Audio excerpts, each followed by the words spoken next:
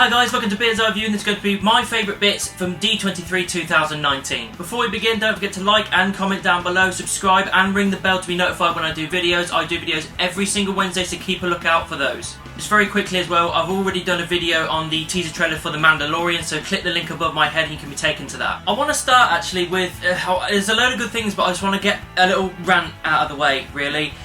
I'm annoyed that we don't get the streaming service straight away. I'm from the UK, the US is getting it on, I think this is the 12th of November, 17th of November, something, I can't remember when, but getting it in mid-November basically, and they haven't announced the date for the UK yet.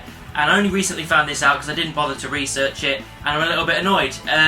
Mainly because I want it straight away, the same as everybody else, and two, it's just like, well, by the time we do get it, things are going to get spoiled. Things like The Mandalorian and other things that are going on, released on the first day of the streaming service, things are going to get spoiled on social media, so... And then when it comes to actually reviewing it, I mean, I know this isn't really a big deal for Disney or anything, but for us YouTubers and everything, we have to try and get the content up there as quickly as possible to, you know, get as many views and, you know, much eyes on it as possible. By the time I come around to reviewing The Mandalorian or anything else, it'll have been out, I don't know, probably 6 months or something. So I'm a little bit annoyed that we're not getting it straight away, and we're probably going to have to wait a little longer. But, you know, it is what it is. I'll go over this one really quickly. The trailer for the Lady And The Tramp.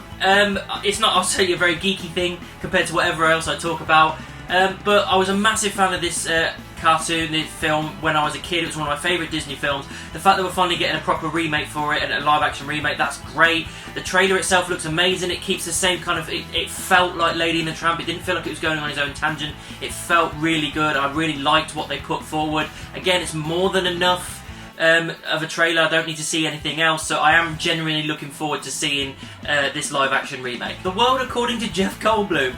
This was a complete random announcement, it really was, but the trailer was awesome. Jeff Goldblum is a great actor, a great personality, charismatic, just fun, and just...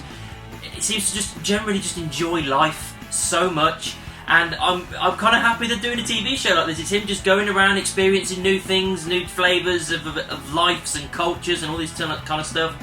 And it looks like it's going to be a laugh. It really does. I'm looking forward to it. Star Wars. Two things I want to talk about. The first one, ObiWan Kenobi. I did a video recently, if you click the link above my head, about the strong rumours of him taking on Obi-Wan in a TV series, but it wasn't 100% confirmed yet. They have now 100% confirmed it. They had a panel. He came out on the stage. He announced that he is definitely taking on the role again. There is going to be a new TV series for Obi-Wan. It's going to be based after Revenge of the Sith, before A New Hope, so during that time, which is perfect. I absolutely am really looking forward to that. So yeah, I'm glad that they've announced it. It's awesome. The other Star Wars thing I want to talk about is the poster for Rise of Skywalker. They've released a teaser poster, and it is very minimal compared to anything else we've seen before. This is why I think they'll probably have another poster at some point. But it is Rey and Kylo Ren fighting on, it looks like, ruins of the Death Star 2, and in the background you can see the Emperor's head, so he is definitely 100% coming back. There is no going back now. It's happening. He's back in the frame. Don't know how they're going to do this, but I am really looking forward to it. I think that the poster itself is just really striking, and it just works really, really well. Marvel stuff. They've announced some more things. It wasn't as good as the Comic-Con panel, but they've still announced some more stuff that they probably couldn't fit in at that point. One of them being Black Panther 2. They've officially announced the release date, May 6, 2022. We're getting Black Panther 2, so apparently they're busy writing and putting things together at the moment. So yeah, looking forward to Black Panther 2. Can't wait. They had the Eternals up on stage, all the characters and actors, blah blah blah. And they announced that Kit Harington, Jon Snow from the Game of Thrones series, is going to be part of the Eternals as well, as a character called Black Knight. Again, I don't know anything about the Eternals, so I don't know anything about this character, but I'm all for Kit Harington branching out to something new. Putting him in a Marvel film is probably a good way to spread his wings. Yeah, I'm all down for this. I want to see what else he can do outside of the Jon Snow bracket. The What If stuff. I haven't seen much there, but the one thing that kind of caught my eye is that there was a picture that was kind of teased and released that one of the What If scenarios is going to be Peggy Carter taking the super soldier serum and becoming Captain Britain, and you see her in a kind of British kind of cap armour and a British shield kind of thing and everything, and the concept looks good.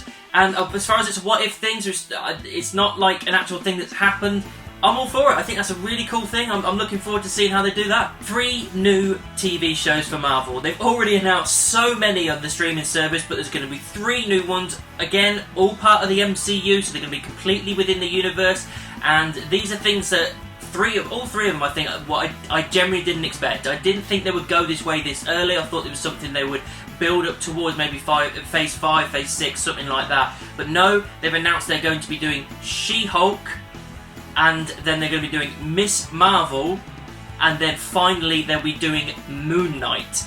That, I think, is great. I don't know how they're going to work with the She-Hulk thing and how they're going to work it in, because obviously Hulk's going to have to be in there in some way, I imagine, to kind of make sure it kind of cohesively works together in the storyline.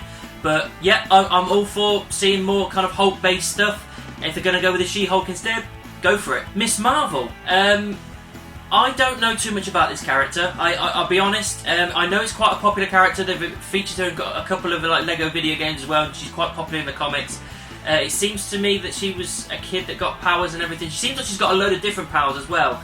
And the fact that she's called Miss Marvel instead of the Captain Marvel, blah, blah, blah, I don't know how they're going to work it, whether she's going to be something that's, she's obsessed with Captain Marvel and then she gets superpowers and blah, blah, blah. I don't know how they're going to work it, but again, I'm intrigued to see what they do with it, especially if it's a character. I'm always interested in characters I don't know too much about. I know a rough idea, because then I research it a little bit and then I can just like enjoy it for what it is as well.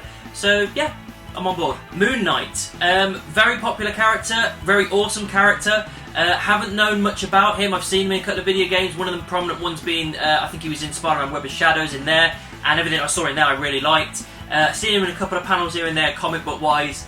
I don't know the full extent of the character, but I know that he's an awesome character. That everything I see about him, I think that's something I can easily get invested in as a cool character. So yeah, they're doing Moon Knight. Again, I don't know how they're going to work it, but I'm intrigued all the same. Overall, guys, these are the things that I really enjoyed from D23. I'm sure there was so many more things that they announced, but these are the things that caught my eye and interested me, so I had to talk about them. I'm looking forward to all of them. Again, I am annoyed that we have to wait longer for the Disney streaming service, because certain things will probably get ruined by the time I come around to watching and reviewing it. But I'm still looking forward to seeing these shows, these movies, and I'm just... It's just a real good time to be a geeky kind of movie TV lover at the moment, especially with the streaming service coming into fruition. I think it's great stuff. So that's all I thought about everything from D23. What did you think about it? Let me know down in the comments. Make sure you subscribe and ring the bell. If you want to find me on social media, check any of these. All links are in the description, and I'll see you soon.